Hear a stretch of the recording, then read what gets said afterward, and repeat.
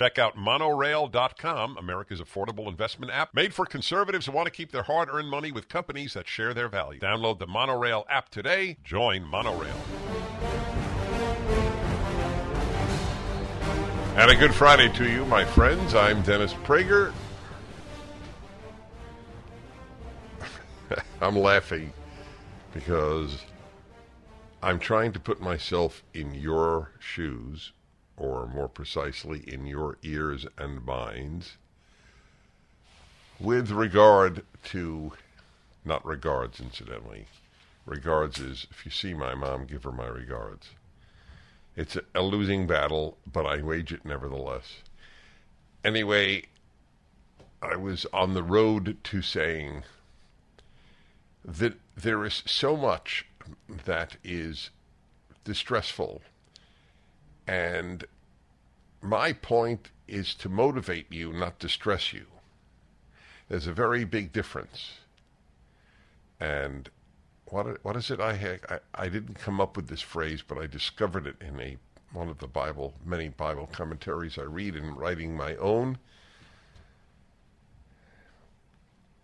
I'll tell you the story so you'll have the context. In the 4th book of the Bible, in Numbers, Moses sends spies into Canaan, the promised land, to see how to best attack it in the war that is upcoming.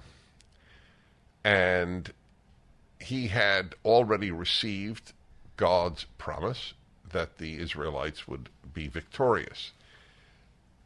His reason for sending the spies was to reconnoiter the land to figure out what is the best way to achieve that victory.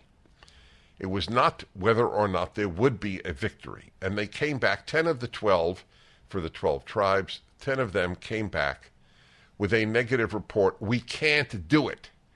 They're stronger than us. We look like grasshoppers compared to them, and in fact, we are grasshoppers compared to them. And that's when this commentator wrote, "Despair is a sin." Good line. I love good lines. To summarize life in a sentence, or one life's of insights, you can't summarize all of life in one sentence, is a gift which I have sought to achieve in the course of my life. So I don't tell you these things for you to despair. If you do, it's bad for you and it's bad for the country. There are, however, many items.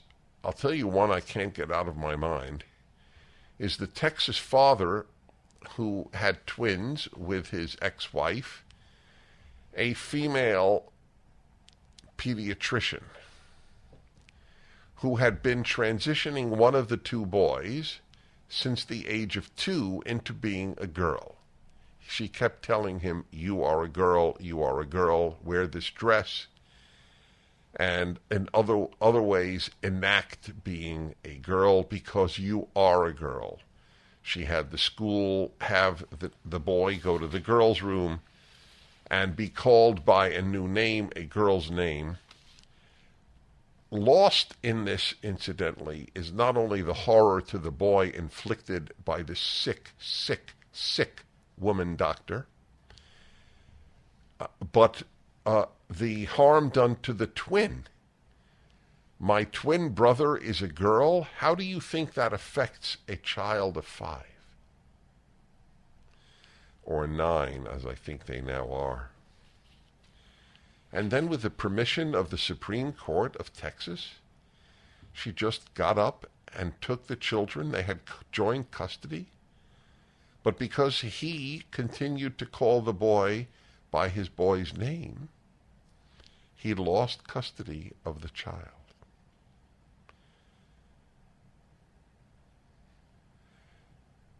What a sick world we live in.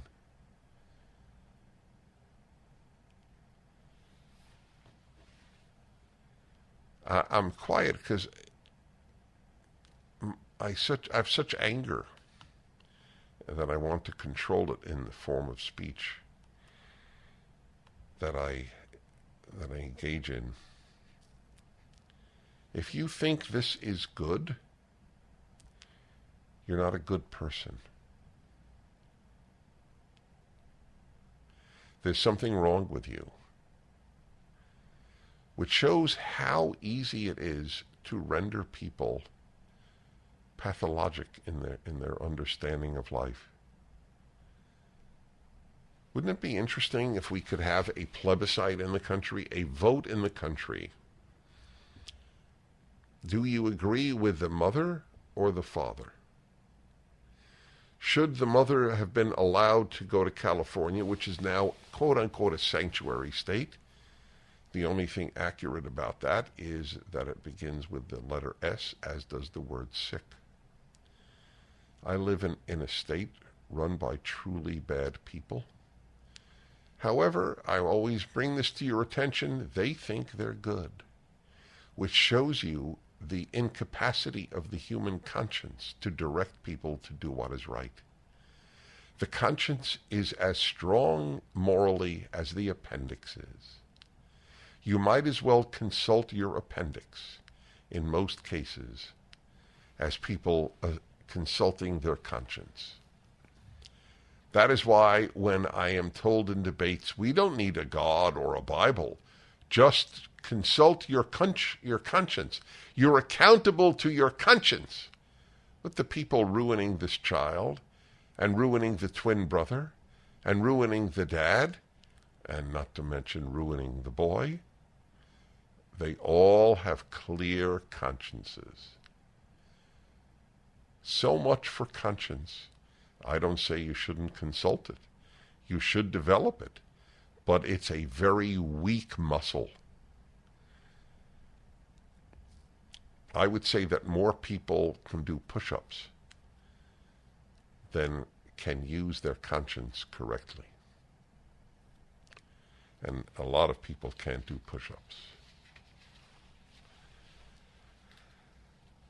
He was on Tucker Carlson last night, the father, and as Tucker Carlson said to him, my heart goes out to you, really. And so too mine. My heart goes out to him. He married a bad woman.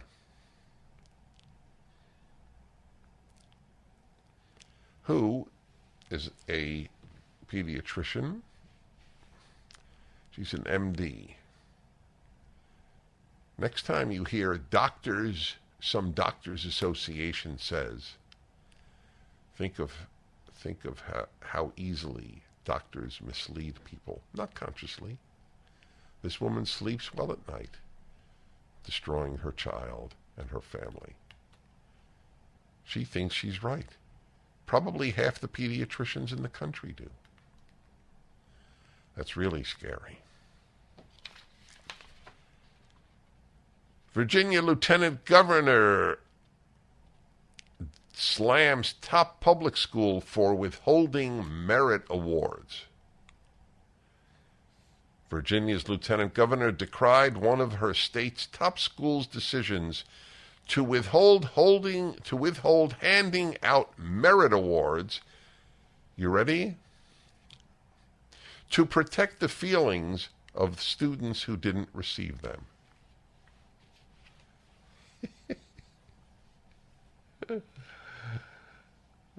Whatever the left touches, it destroys. Example number, 180.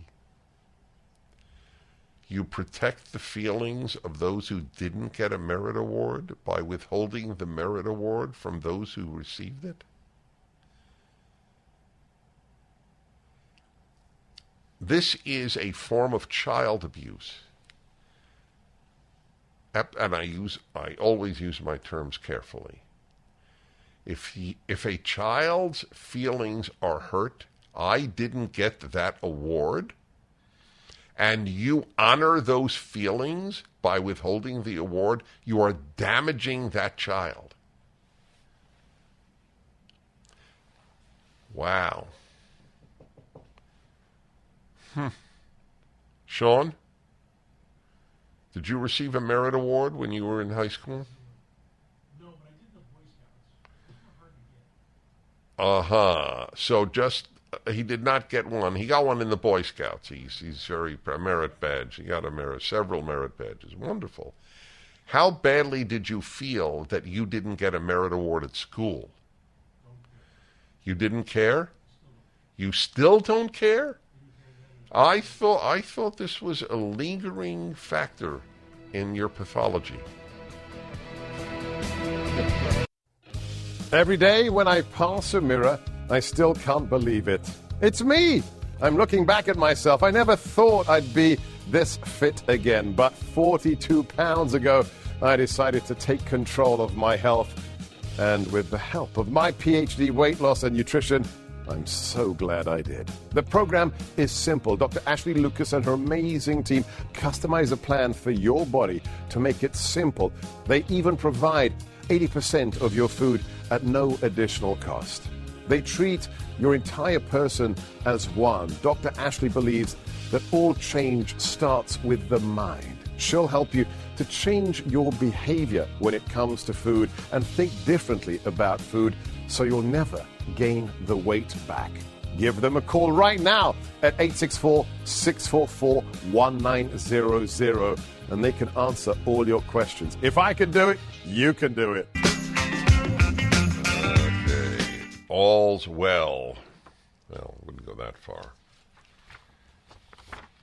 And I came up with the answer about 2 years ago. So how are you, Dennis? Which is very frequently said to me, to which I have been responding better than my country.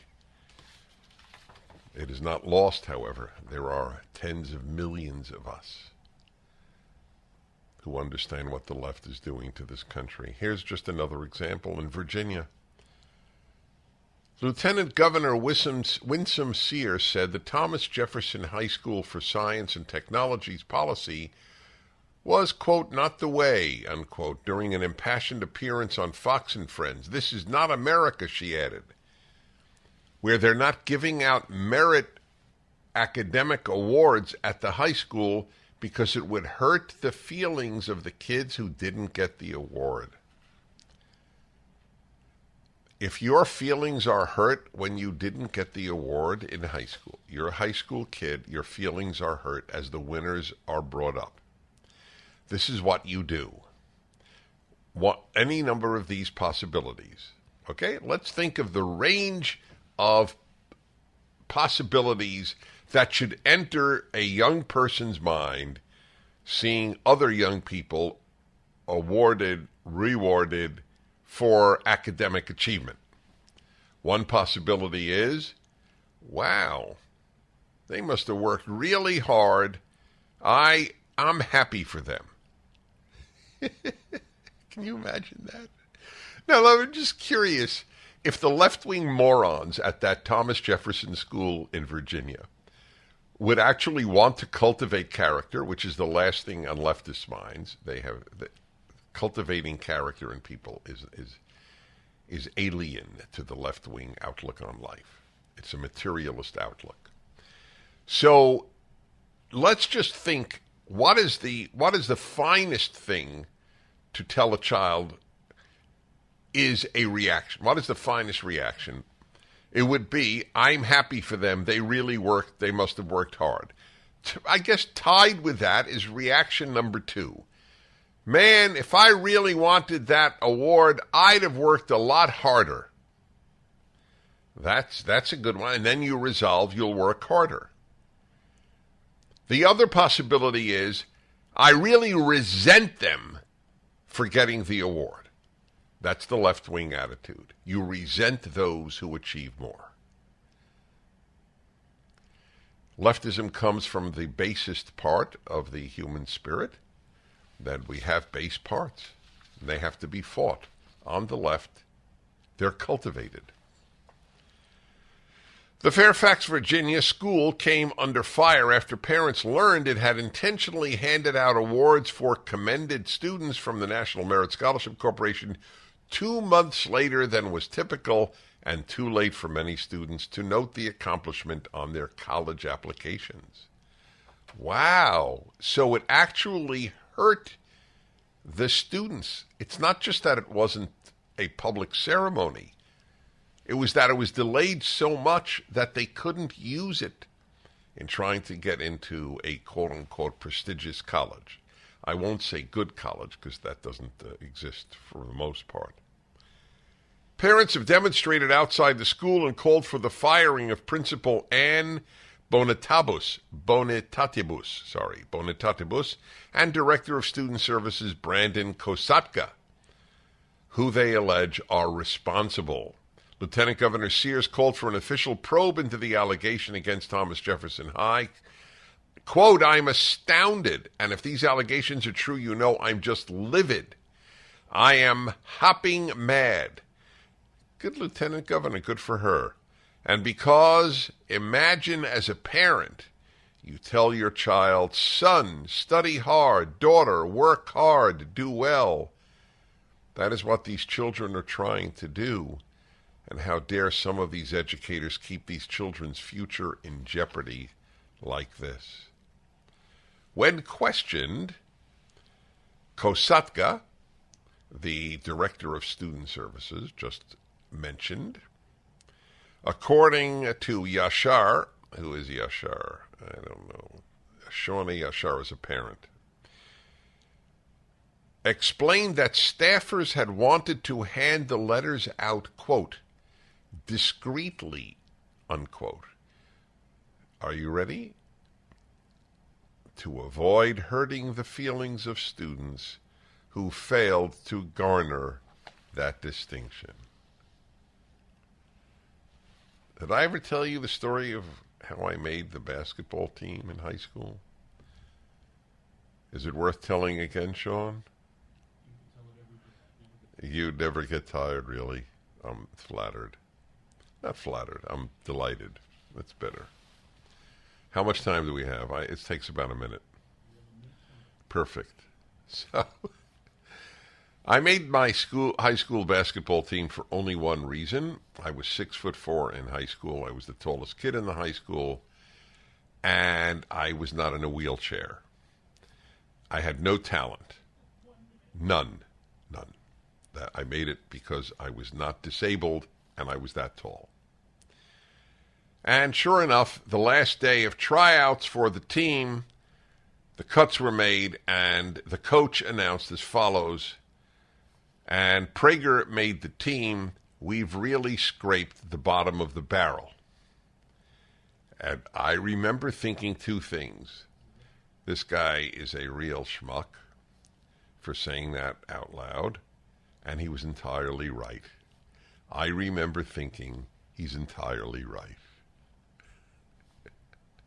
That was a healthy reaction. My feelings were not hurt. They did scrape the bottom of the barrel putting me on the team. There is nothing like truth to set you free. And I didn't come up with that one. The Dennis Prager Show. COVIDtaxrelief.org got a small retail business almost $80,000. COVIDtaxrelief.org got a manufacturing business nearly $250,000. And COVIDtaxrelief.org just got a large distribution business almost $900,000. If you run a business, church, or nonprofit and paid your employees through all or part of the pandemic, you could qualify for up to $26,000 per employee through the government's CARES Act. But beware of clickbait or pay-up-front companies that make you do the work and take a huge percentage of your refund. COVIDtaxrelief.org receives a low, reasonable commission only after you receive your refund. And with 300 CPAs and tax experts, no one is better at getting you the maximum benefit than COVIDtaxrelief.org. Visit COVIDtaxrelief.org now because this plan expires soon. That's COVIDtaxrelief.org, COVIDtaxrelief.org. Refund examples are not a guarantee and not all businesses qualify.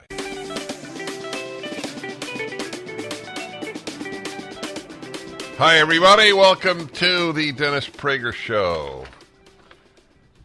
1-8-PRAGER-776. Is there anybody listening? This would fascinate me. And you know I won't give you a hard time. Is there anyone, I have a lot of people listening, is there any one of you that agrees with the Thomas Jefferson High School for Science and Technology? Is that its, yes, that's its official name. That it did not have a public ceremony. In fact, it delayed it 2 months in any shape or form for those who won a National Merit Scholarship or National Merit Award, because it would hurt the feelings of those who didn't. This is the feminization of society. This is what people mean when they say it. They're doing it to the army. The whole country is being feminized. So just as there is toxic masculinity, people should discuss toxic femininity. There is beautiful femininity and there is beautiful masculinity. And each sex has a toxic side. The female side is thinking with emotion. Oh, I feel for the kid who didn't win an award. But what you do is you produce a weak human being. That's why I called it a form of child abuse. Our task is to produce a very difficult thing in life, a good and strong adult. Instead, we produce weak and confused adults. And this is an example of it. Your feelings might be hurt. Do you remember?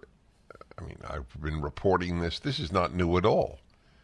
This is just another iteration of this phenomenon.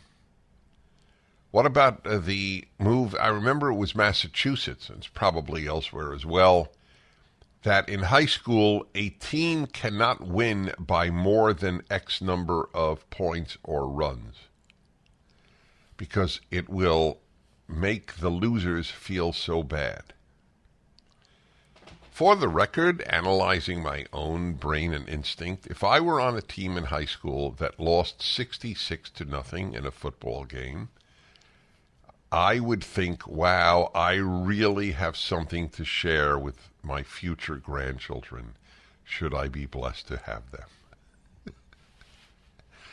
Your grandpa was on a team that lost 66-0. It's a hell of a lot more relatable and funny and fun than I was on the team that won 66-0. Because I would have lessons to teach my grandchild, or obviously child, if I were on a team that lost 66-0. This is the nature of life and society. This is the feminization of society that we are engaged in. It's feelings-based. It is not behavior-based. It is not wise. There is an enduring war in life between your mind and your heart. You should follow your heart on less important decisions, in making less important decisions. What will I have for dinner is perfectly fine. Well, not perfectly fine. You might choose very unhealthy foods. But in other words, will it be healthy Thai, healthy Chinese, healthy Italian, healthy American, healthy French, healthy fast food? Yes, there is healthy fast food. That could be hard. What movie do I want to watch? Could be heart-based. But any major decision has to be mind-based. And that is what we have not cultivated. Follow your heart is a sign I have seen in homes that I have visited. Can you think of worse advice? Really? Did you raise your children to follow his or her heart? 1-8-PRAGER 776-877-243-7776. That's a really great question I posed earlier. I know it sounds like I'm complimenting myself, but it's not the point, obviously. But it was a great question. What is the ideal response that you should try to inculcate in your child, or any child, when the child feels bad that others won a National Merit Award. That's a very important subject. For every one of us in life, there will always be more successful people. You must learn very early on you don't resent them unless they cheated. Then you resent their cheating, and wisely and correctly so. But otherwise,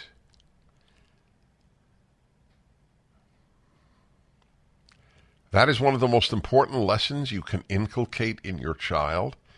I felt this so deeply since I was preoccupied with my two boys' character, not their grades, that in my heart I was ambivalent with regard to their winning or losing in their baseball games. They both played, I wouldn't even say Little League, just school baseball against other schools. I wanted them to feel good about winning, but I wanted to train them how to deal with losing. So my emotions wanted them to win, and my mind wanted them to lose. I wanted to prepare them for adulthood. That is the task of a parent. That is why we have so many children in our academic world. Most professors, most teachers at college are children. They have never left school. They are in kindergarten to this day.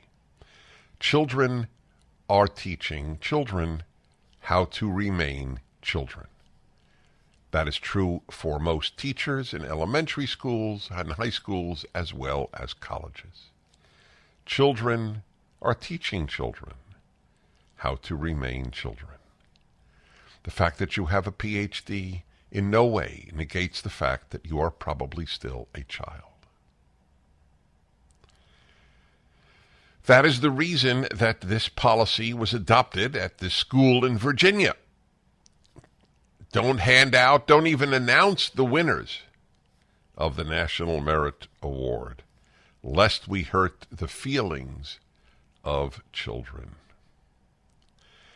The same thing held true in the biological world as in the emotional and psychological and character worlds.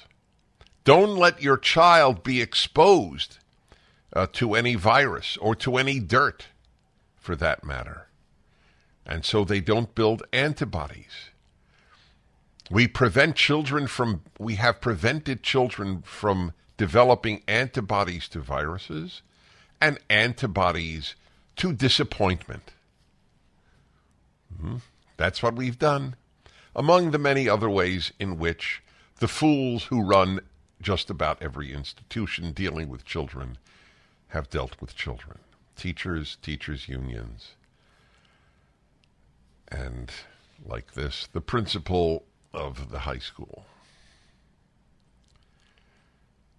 You need to develop antibodies to become a healthy adult. Okay, let's go to one of my favorite cities in the country, Rockford, Illinois. Actually, it's not one of my favorite. I have no reaction. I just thought I'd say that. Michael, are you offended? Dennis, no. I want to thank you for bringing back a memory for me. Yes, sir. I was going to a parochial school in Glenview, and we only had freshman and sophomore year for high schoolers. And we did not have enough players to field a football team, so they recruited some of us 8th graders. We were able to get 11 people all dressed up. We played one game, and we lost 78-0. And a highlight that you reminded me of is the fact that I blocked a punt during the game, but the problem was it was my team that was actually punting the ball when it happened. That is precious. There were 11 guys that broke through the line, and I happened to be that last guy that was supposed to block them all. And I want to understand the mechanics of this hilarity. How did you block your own team's punt? Well, when 11 other players broke through our line of scrimmage of our 98-pound people, I was that last guy that's supposed to, block anybody that breaks through the line. And I got pushed back so far that the God, ball that is kicked precious. up my backside. I survived it. And I ran to the wrong basket in Madison Square Garden. We really are kindred spirits. Well, I look back at it, and I look at it as a very pleasant memory. Exactly. 78-0. So I'm curious. And they kicked off. Hey, Dennis, they kicked off both halves too. And the furthest we ever got the ball was our own 42-yard line, and that's only because their kickoff guy had a bad kickoff. Well, you didn't have a kicker who could kick a 59-yard field goal? Unfortunately, I don't know if we could have kicked it 20 yards. Uh-huh. So here's my $64,000 question. In your development as a man, do you wish you had been on the team that you were on that lost 78-0 or the team that won 78-0? I think I candidly could say the team that lost. Yes, that's correct. Me too. The task of adults is to raise children to be good adults, not to feel good all the time as a child.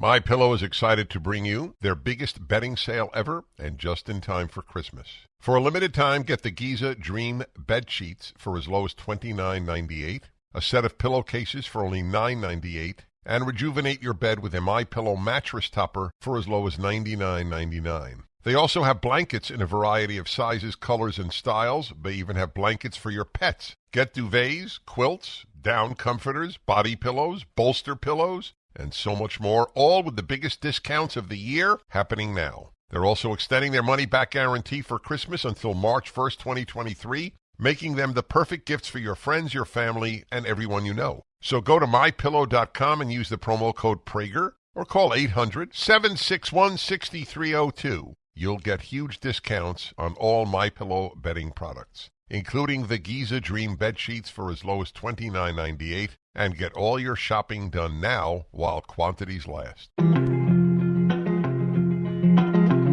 Hey. Hi, everybody. Dennis Prager here. Another example of the way in which the progressives ruin children. This example, which is so important, of not announcing National Merit Award winners at this high school in Virginia, lest it hurt the feelings of those who didn't. This is really key. Let's see, where is the parent here? There's a parent. The calls are so good, I tell you, it's painful to me. Oh, yeah, here it is. Michelle in Los Angeles, hello. Hi, Dennis. Hi. I am a teacher. I'm not a parent. I teach in an infamous Los Angeles school district. I won't mention the name. I used to write to the parents' email. There's a dojo email every month. The children who have received good grades because I think they deserve it. They got perfect grades. And until one day a parent went to complain to the principal and said, how come these teachers always writing it's the same children who are getting good grades? And then basically I stopped writing altogether because you know what? I'm not going to write about the other children who are not putting their efforts and they're not doing well. And I just stopped doing it altogether. Just to show this is an example. So wait, did the school agreed with the complaining parents? Yes, the principal. Needless to say. By the way, you said an infamous school district in Los Angeles. Please understand, they're all infamous. It's irrelevant what the name is. I think, you see, I would have an answer. If I were she, to be technically accurate, I would say, okay, I will send out mailings of all the students who didn't do well. Just for the record, ladies and gentlemen, I graduated in the top 80% of my high school class. And for those of you mathematically challenged, let me get to the point. That's the bottom 20%. And I was as happy as a clam. I have no idea why they say that. I don't know that clams are particularly happy. Your calls are great. Russell in Minneapolis, failure is the key to all success. Russ in Northridge, California, made a basket at the other team's basket. That's my man. He did better than me. I only ran to the wrong side. I did not shoot to the wrong basket. Nice one from Monica. She would tell her kids, if no birds sing, the woods would be silent. Nice one. Thomas in Monetta, Virginia. The Bible says we are supposed to rejoice for others. No kidding.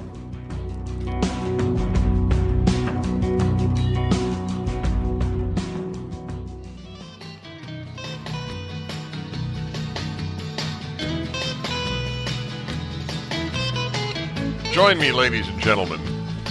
It's the happy. Yes, it is.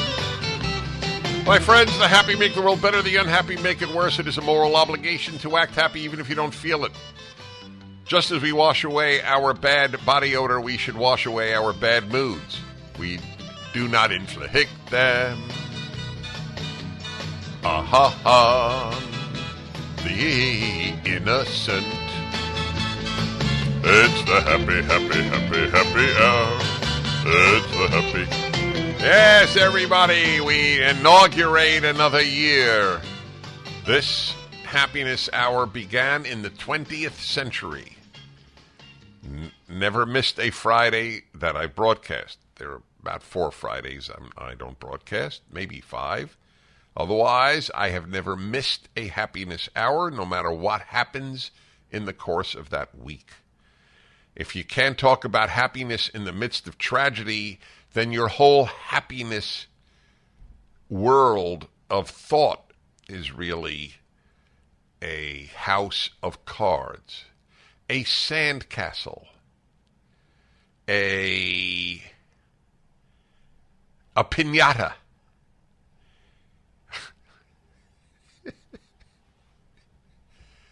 As it says in the good book, he who cracks himself up, cracks himself up. Famous phrase. It's in Ecclesiastes 2, 2nd Ecclesiastes. And those of you who know the Bible know there's only one Ecclesiastes. But I fooled the rest of you. Sean, for example, thought, oh, really? 2nd Ecclesiastes? Yeah, he was Googling it. In fact, the 2 Ecclesiastes walked into a bar. It's a famous joke. Okay, everybody, welcome to the show. The Happiness Hour.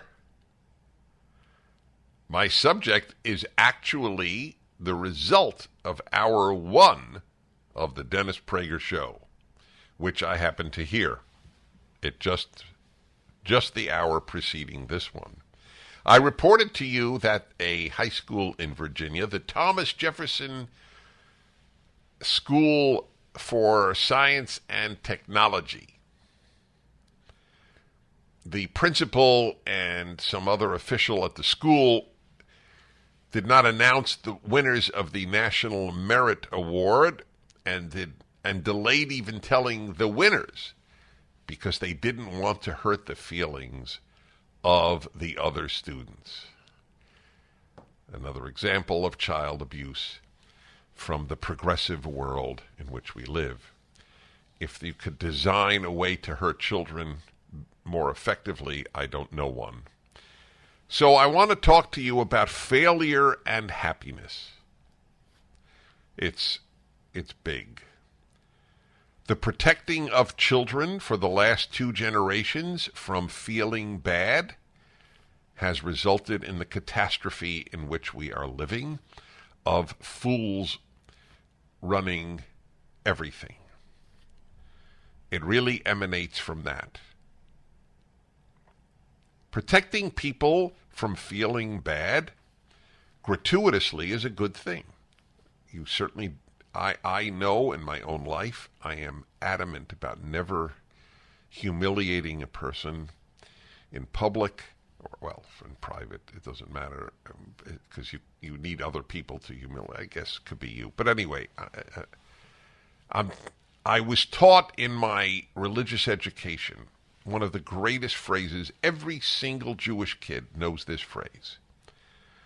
Sean, should I do it in Hebrew as well as English? Why would I even ask, was his response.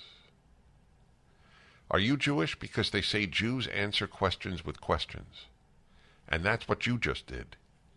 What Jew just did.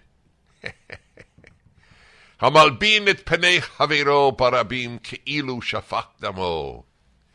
He is levitating now, which is quite an achievement. He who humiliates his neighbor in public, it's as if he has murdered him. It's a play on words in Hebrew. I won't develop the idea. I'm just saying we do want to protect people's feelings from gratuitous hurt, obviously. But otherwise, you have to toughen up. You have to build, as I put it last hour, antibodies. You have to learn that failure is normal, and therefore you must learn how to deal with it. Much of life is a failure if you compare yourself to others, which is what failing is usually about. How do you know if you failed? Because others succeeded. Nobody thinks they failed if they can't run a 3-minute mile, because nobody has run a 3-minute mile. So nobody feels they're a failure. But if you're a runner and somebody runs a 4-minute mile and you run a 6-minute mile, you feel that you failed. So it's all of life. I've noted on occasion the Forbes 400, they list the 400 richest Americans. And I always wonder, how does number 183 feel, let alone number 392? Do they feel like, wow, I made it to the Forbes 400? Because let's be honest, if you're that wealthy, it's very important to you to be that wealthy. People don't become wealthy unless they're preoccupied with wealth, as a general rule. So how do they feel? I don't know the answer. It would be truly a fascinating insight into the human condition. How do the ones that not just at the bottom of the 400, how does number 10 feel? Or better, at what number do you start feeling bad? I'm on the list. That means that virtually every single American has less wealth than I do. And yet, whom do people compare themselves to? The ones who have more. Life consists of failures. That is the way it works. Therefore, the sooner you learn in life how to deal with it, the happier a human and better human you will be. 1-8-PRAGER-776, 877-243-7776. Did your parents allow you to fail? How would they have reacted to the national merit winners not being announced at this Virginia high school?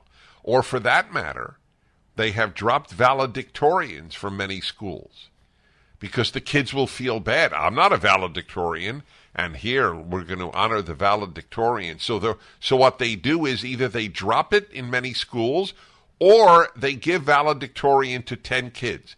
But I don't know why that suffices, because there are so many more than 10 kids in the school, and they'll all feel, theoretically anyway, bad. That's the way it is. What if we applied this to sports? We're not going to announce who made the team this year because it's going to hurt the feelings of the guys who didn't make the team. Boy, if there's any area of life where you have to learn to deal with failure, it is sports. I was eating at a restaurant in my neighborhood when the Georgia-Ohio State game was on. Did you see that, Sean? Well, do you know what happened at the very end? So here's the field goal kicker coming in for a long field goal, but manageable. And it's the last play of the game. The clock will run out in 2 seconds or whatever. If he actually kicks the field goal, Ohio State wins. If he misses the field goal, Georgia wins. They go to the championship game. Well, he came in, and he not only missed the field goal, the ball was so wide of the field, of the goal posts, that it was an atypical kick for him and for any field goal kicker. I mean, if it's a long one, maybe they don't make the distance, but to be that wide of the goal post is relatively rare. So the guy, which is why it's the issue for kickers in American football is really one: can you handle the pressure? He would have been the hero or the GOAT, and he ended up the GOAT. I said the Ohio State, yeah. That guy actually learned how to deal with failure. Back in a moment. Hey, everybody. Happiness Hour, every Friday, second hour. Periodically, I note to you that I wrote a book on happiness titled Happiness is a Serious Problem. It's an enduring enigma to me why you would be deeply touched by this Happiness Hour and not read that book. And I'm being totally open. Read the reviews. It's a life-changing book. It's called Happiness is a Serious Problem. Anyway, just bringing it to your attention. My subject today is failure and happiness. That if you don't learn to navigate failure early in life, you will be a very unhappy person. You will probably end up a progressive. This is not meant to be cute, but it is exactly one of the animating impulses. Don't let people fail. It's a feelings-based world. That's why I gave the example last hour of the high school in Virginia that does not announce winners of the National Merit Award. And they say why, lest the feelings of other kids be hurt. Protecting kids from hurt feelings is very instinctive and very stupid. It's like protecting them from all colds and viruses so that they don't develop antibodies. You need to develop antibodies early in life, biologically and psychologically. Failure is the norm. It's not only ubiquitous, it is the norm. You learn to handle it, then you celebrate the victories that you have. That's the good thing. Okay, let's see here. Welford, South Carolina, and Katerina. Haven't heard from Welford in a long time. Hi, Katerina. Hi, Dennis. Hold on. You're on a speakerphone, and it's hard to hear you. Oh, okay, I'm not. Okay, much better. I saw you when you came to Greer, and we really enjoyed it. Thank you. Thank you. I just want to say that one of the most valuable things my parents taught us very young is that life isn't fair. And they said, the sooner you learn this out, the better off you're going to be. And I really do think that has enhanced my life immensely. Well, bless your soul. Your parents did a good job. That is exactly right. I just want to comment on life is not fair for a moment. Sometimes parents misuse the term. They should definitely teach that to the child, just like Katerina's parents did. She is obviously better for it, happier for it, and stronger for it. However, there are times when I remember as a kid, adults using life is not fair to justify their unfair policy. That's wrong. Life is unfair, but it doesn't mean we don't try to make it somewhat fairer, or we don't, at the very least, we don't amplify its unfairness with things that we do. But that is exactly correct. Okay, let's see now. All right. Well, that's not going to work. Let's go to Crown Point, Indiana, and Bill. Hello, Bill. Good morning, Dennis. I not to split hairs or get off topic here, but that field goal kicker was put in a rather tenable position by some questionable play calling that preceded that kick. Ohio State had a first down, and they tried to run the ball. They lost a yard, and then they tried two long passes rather than chipping away and trying to make the field goal a little more manageable. So even though, yeah, he missed the kick, what would have been an otherwise a kick he should have made, he was nevertheless kind of put in that predicament by some questions. Right. But from the perspective of the point I am making, you may well be right. I watched that. You may well be right. I don't know. But it doesn't matter. He failed to get the field goal. Whether he was put in a bad position by bad calls or not is interesting, but not relevant to my happiness point. It's relevant to the football game. So, in the long run in his life, what will have ultimately enabled him to be stronger and happier? Because strong people are happier. Weak people are not happy. When they do all of these polls, one of the few things both left and right agree on is that people on the right are happier. One of the reasons is that the further left you go, the weaker the person. Because if you are just feelings-based, look, the very notion that people walk around with microaggressions, it shows how weak they are. It's a very important thing to realize. This whole microaggression, micro means it's tiny. That's what micro means. If you ask somebody who has an accent in speaking English, hey, I'm curious, where are you from? That is considered a microaggression? To me, it's a microaggression. Not asking them where they're from means you don't give a damn about them. The weakness of character is at the foundation of what is called progressivism. I know it sounds political, and I'll live with that, the consequences of that. I don't like to bring politics into the happiness hour, but if I don't bring real life into the happiness hour, it's not a very useful hour.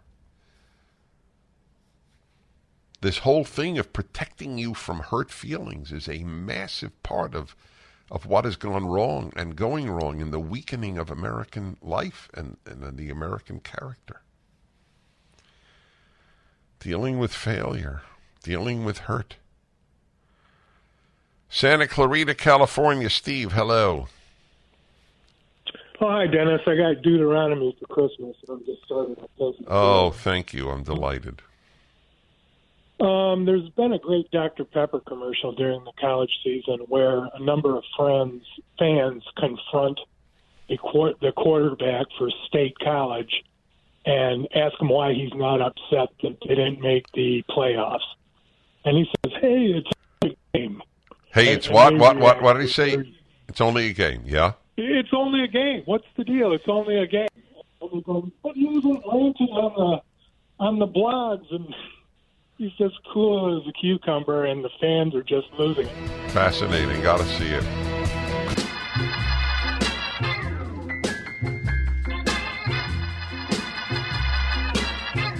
Let Dennis be Dennis.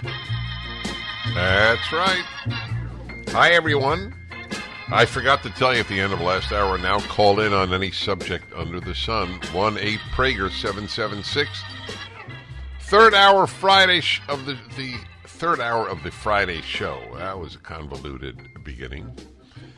Is open lines. Whatever's on your mind about you, about me, about life, about death. And needless to say, audio equipment, photography, cigars, fountain pens, classical music.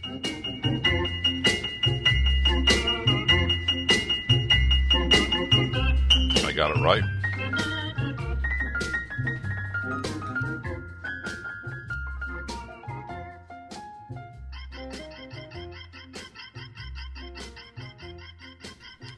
All right, everybody, what is on your mind? If I let your call go, if I delete it from the list, please do not be hurt. Perfect, by the way, perfect in light of my last hour. Dealing with hurt. That I even have to announce that. Don't take it personally if I don't take the call. Shows the age in which we live, of ease with which people are hurt. Very big problem. Anyway, call in and I will begin with your calls right now. Raleigh, North Carolina, or Raleigh. I say Raleigh, but it's probably Raleigh. Charles, how do you pronounce your city? I pronounce it as Raleigh. Raleigh. All right. Hi there. It's a pleasure to speak with you, Mr. Prager. Thank you. This happened a few weeks ago, and you didn't talk about it when it happened, and I was sure you were going to say something, so I just wanted to ask you.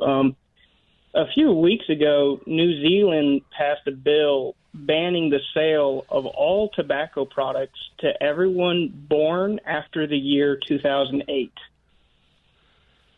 So a 14-year-old in New Zealand will never legally be allowed to buy a cigarette, a cigar, or what have you. And I just wanted your opinion on that, but I think I kind of already know what it might be. What do you think it'll be? That it's a sign that the Western world, specifically the Anglo part of the Western world, has lost its mind. I'm glad I asked you. How did you discover me? I discovered you. Originally, I was a fan of Ben Shapiro, and I think it was when you went on his Sunday special a few years back, and I was like, I like him. So I decided to check you out, and I was, yep, I like him all right. Oh, thank you. I'm delighted. I appreciate it. Okay.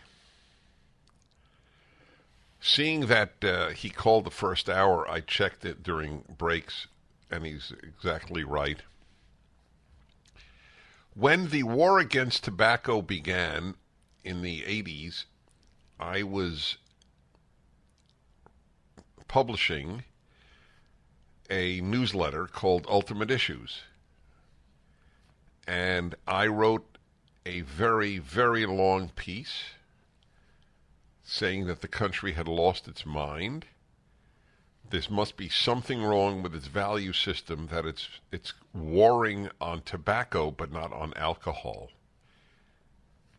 Now, I don't want there to be another prohibition with regard to alcohol, but I wanted to make the point I am much less troubled by people hurting themselves voluntarily than I am people hurting others involuntarily. In other words, the others got hurt through no action of their own. Alcohol is present in a majority of cases of criminal violence. It is prevalent, wildly prevalent in rape. and child abuse, spousal abuse. But this society went after people who smoke. We have drunk drivers massacring thousands. Do we have smoking drivers massacring thousands? Of course not. Anybody beat up a spouse or sexually abuse a child after a cigarette? No. After a drink? Yep. Would you prefer your pilot drink or smoke? It's endless.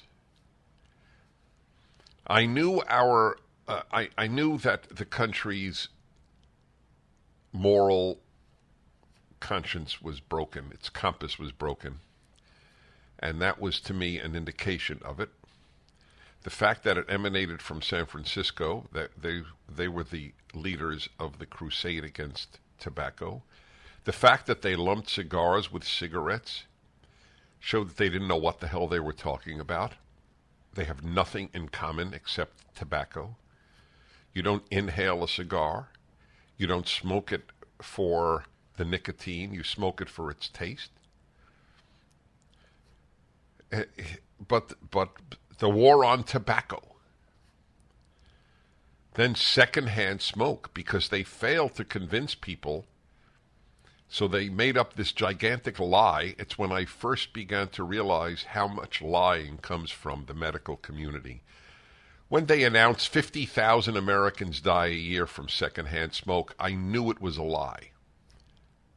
Everything in me realized they were lying to you, and they did. It's a pure lie. They made up a figure. Is there anybody who they list the death from secondhand smoke? That's when I began to suspect that epidemiology was BS. Not entirely. There is such a thing as epidemiology, but if there is a group of people that I consider particularly stupid, it's epidemiologists, which is, by the way, a very big deal because the competition with professors of gender studies is a serious one. Which is the stupider group? In terms of harm of society, well, it might be equal. It's the epidemiologists who are the greatest pushers of lockdowns, which were utterly and totally destructive. And they were behind the lie that 50,000 Americans die of secondhand smoke. Why did they lie about it? They lied about it because they couldn't convince people to stop smoking.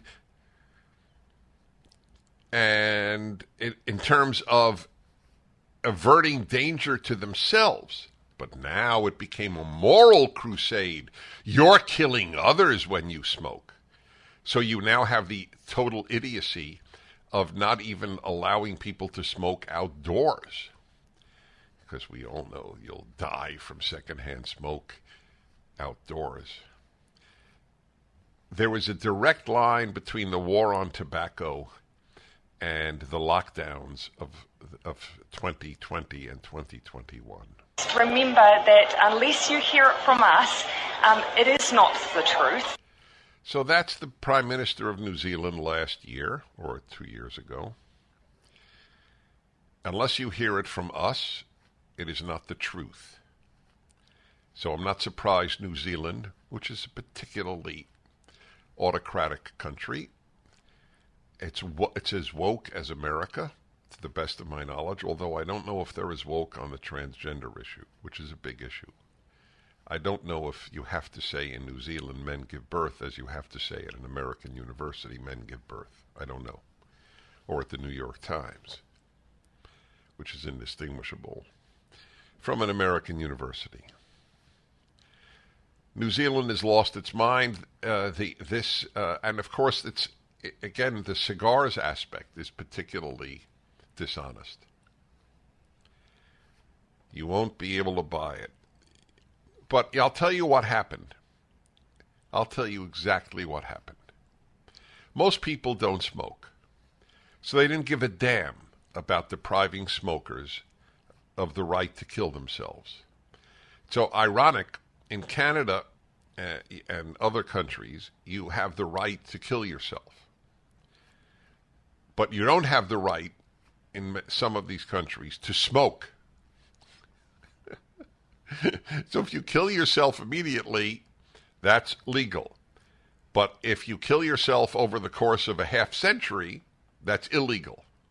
And by the way, most people do not kill themselves. 1/3 of cigarette smokers die from the cigarette smoking. That's a lung association statistic. 1/3 of cigarette smokers. Cigar smokers, I have no idea if it prolongs their life because of the relaxation or in any way affects their longevity. My father smoked cigars all day his whole life and died at 96. I know that's an anecdote, but an important one.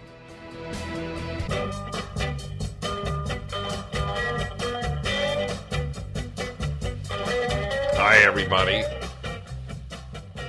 By the way, I want to thank Avner Stein for letting me know what happy as a clam comes from. It's originally happy as a clam at high tide. And then people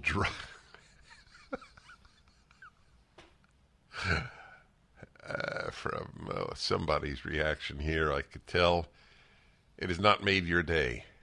It made my day. From now on, if I ever say happy as a clam, it will be at high tide.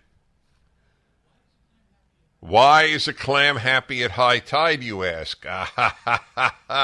That, too, is explained. If I can find it, here we go. The reason is, the Wi-Fi in this room is really pathetic. There we go. Okay. Because when the water is at high tide, the clams are protected from predation by birds. Why didn't you realize that? It seems so obvious. It's exactly right. The idiom originated in the United States around the year 1830. Yep, that's right. Okay, now you know. All right. That was a really important call, by the way, from that young man in, where was he? Raleigh. In Raleigh.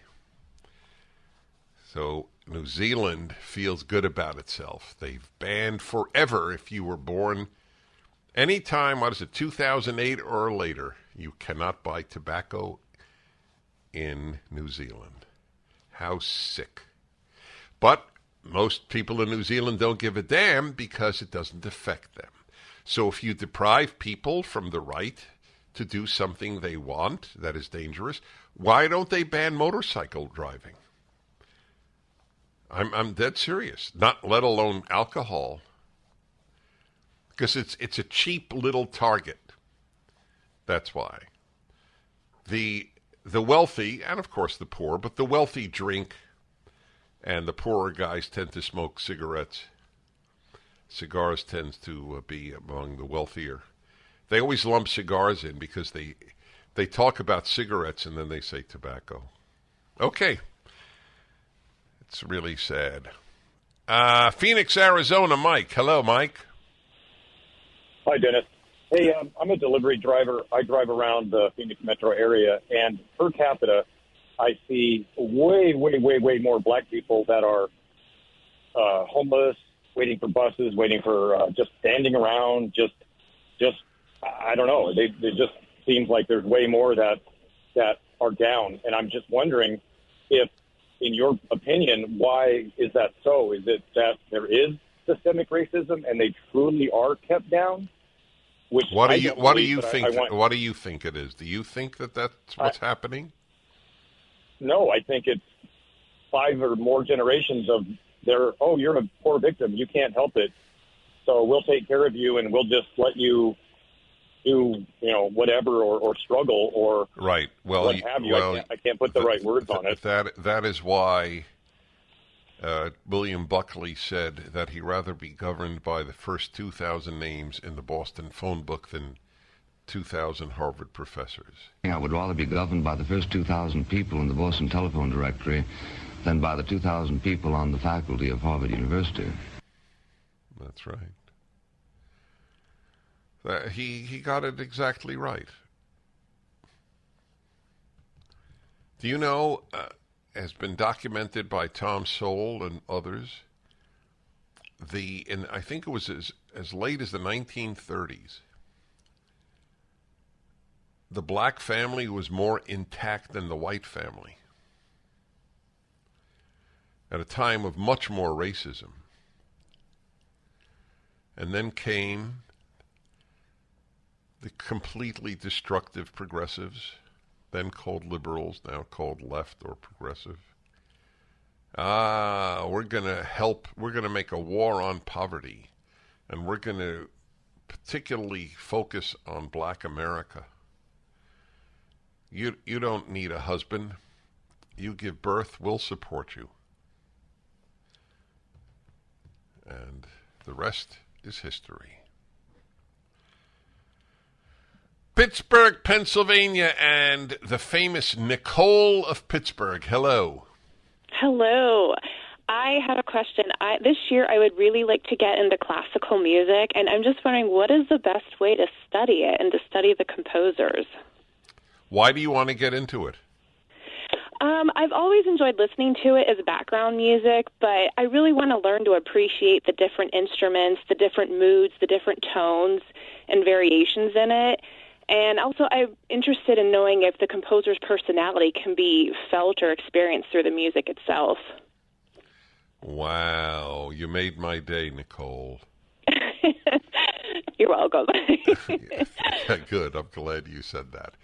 So my primary piece of advice to people in terms of classical music and coming to love something that has been my drug of choice since high school is you have to, in most cases, you need to listen to a piece a fair number of times to come to love it. Pop music is lovable the first time you hear it. Very rarely is classical music. Maybe Beethoven's Fifth, you'll love it, or at least the first movement as soon as you hear it. But generally speaking, you need to hear a few times, and then one day you'll go, wow, I love that piece. So I hope that's helpful.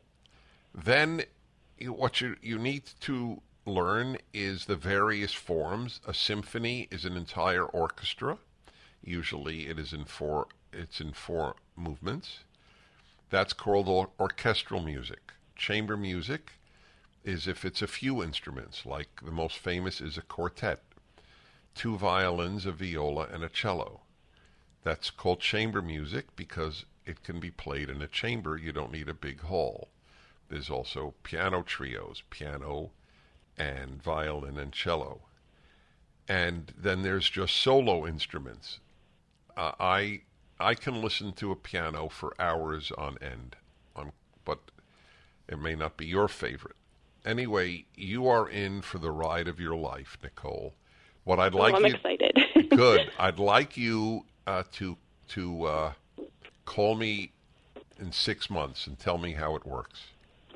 Okay, I will do that. Thank you so much. Thank you. Yeah, you see that? Now we just need fountain pens, audio equipment, photography equipment, and cigars. Oh. And we will have had a call on my 5 favorite subjects outside of religion and a lot of others. All right, everybody. We shall return. The Dennis Prager Show. Dennis Prager here. Thanks for listening to the Daily Dennis Prager Podcast. To hear the entire 3 hours of my radio show, commercial-free, every single day, become a member of Pragertopia. You'll also get access to 15 years' worth of archives, as well as the daily show prep. Subscribe at pragertopia.com.